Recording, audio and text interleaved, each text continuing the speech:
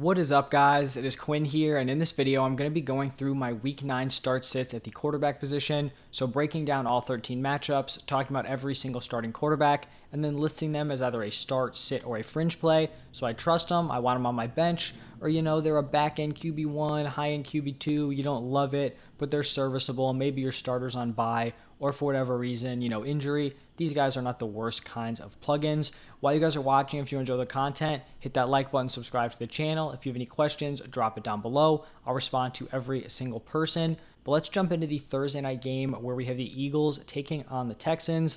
I think this is pretty clear. Jalen Hurts is a locked-in start. And then on the other side, Davis Mills is a locked-in sit. Then moving over to Sunday, we have the Chargers taking on the Falcons. For the Chargers, I know Herbert's been a little underwhelming so far this season. I still think he's someone we continue to fire up as a mid-tier QB1. And then for the Falcons, got to be sitting Marcus Mariota. Just not a ton of consistency there in that offense. They kind of let him throw it a little bit this past week, but typically he has to rely on getting 60 rushing yards and a touchdown. That's just not something I want to be banking on week to week.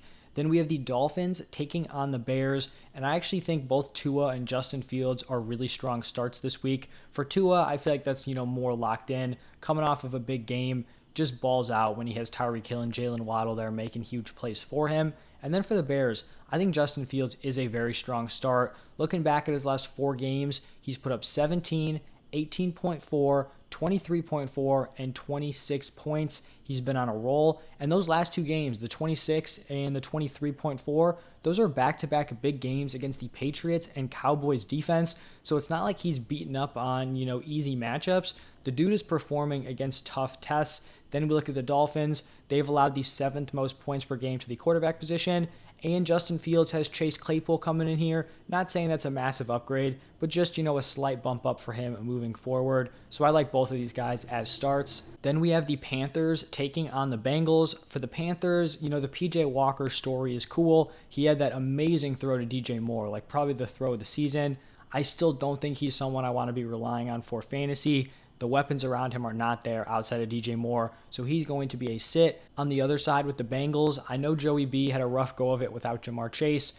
I think he can bounce back here. I still think he's a very startable quarterback, even if it's just Higgins and Boyd there, so he is going to be a start. Then we have the Packers taking on the Lions, and it is rough because we have reached the point where I don't even think Aaron Rodgers is startable in a good matchup.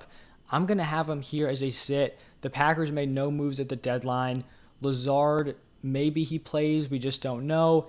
It's just not a good look here for the Packers. Rodgers has just not been playable for fantasy, and I just don't know if I can trust him this week against the Lions. Maybe you make the argument he's a fringe play, but I don't even know if he's given you like one solid start the entire season.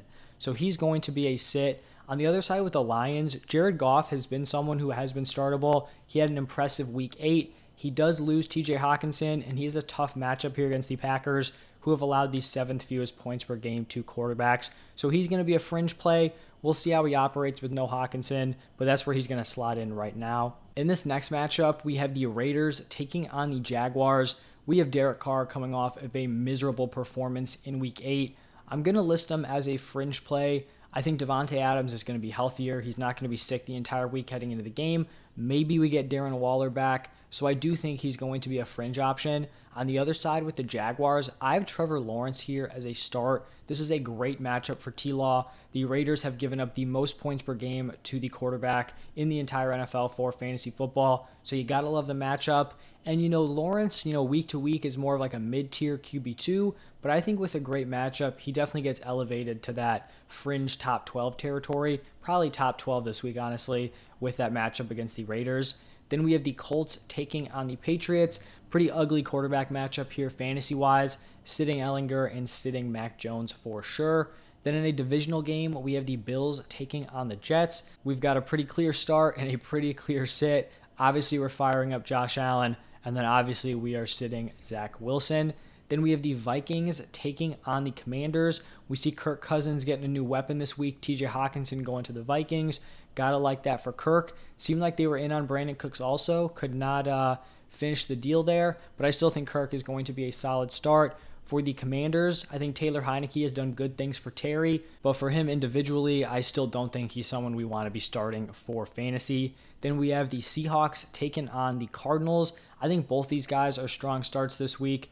Geno looks solid, going to be a start against the Cardinals. Kyler Murray with DeAndre Hopkins back. I mean, those two have been electric. I think both of these guys are players you trust in your lineup as probably mid-tier QB1s this week. Then we have the Rams taking on the Buccaneers. For Stafford, I still think this is a sit. We have the Bucs secondary, which is still pretty banged up, but the Rams offense has just been so brutal. Stafford's been rough so far. He had a decent fantasy game last week, but I still think he was under 200 passing yards. It kind of just feels like a battle of, like, will the Bucs defense just be so terrible that they let Matthew Stafford have a big day? If we look back at the track record of Cooper Kupp against the Bucs, he pretty much tears them up every time.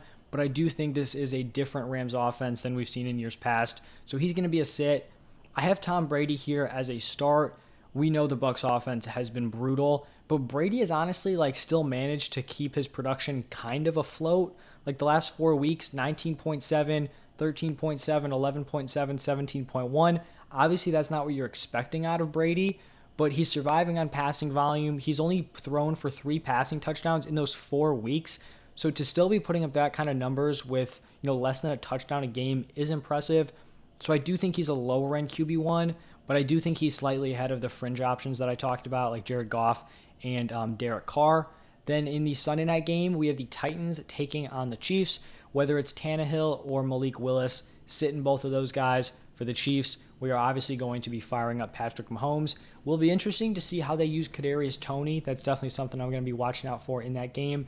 And then the final game of the week, we have the Ravens taking on the Saints. For the Ravens, I know Lamar has been a little inconsistent week to week. His weapons are banged up, Bateman, Mark Andrews. I still think he's someone we have to be starting for fantasy, especially in a week with, 6 bye weeks.